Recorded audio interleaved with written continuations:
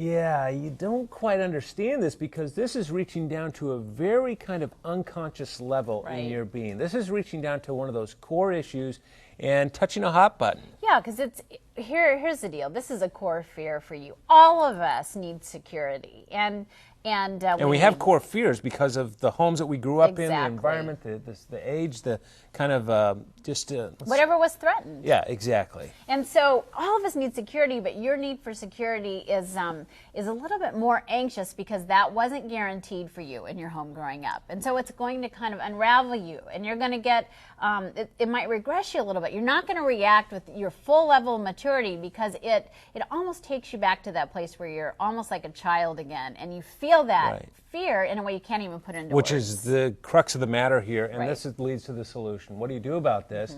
Well, you first of all have to get in touch with that experience of what that was like growing up, right? I mean, you've got to be very clear about that. Maybe do some journaling on it, a little bit of writing about that, and then most importantly, to talk about that with your spouse. Yeah, and here's the deal. The two of you recognizing that security is a huge issue for you and recognizing that it doesn't sound like it's within your husband's ability to control his employment security given his field and whatever the conditions are, the two of you need to sit down together and have a plan B. What is it we're going to do in the face of an emergency? And you've thought it through, and it might not be... What it does is make you feel like you have a safety prepared. net. Exactly. And it might not be your idealized plan. It might not be your dream come true.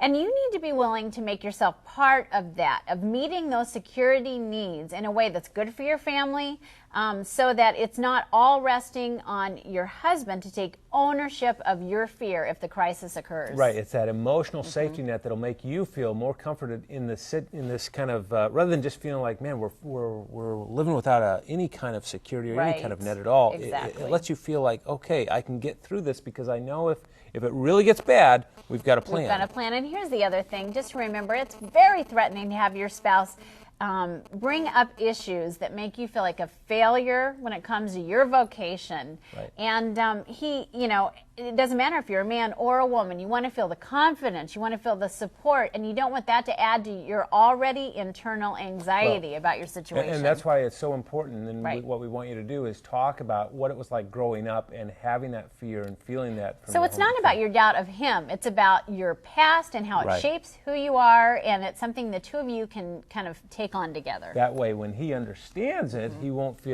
take it personally. And that goes a long, long way.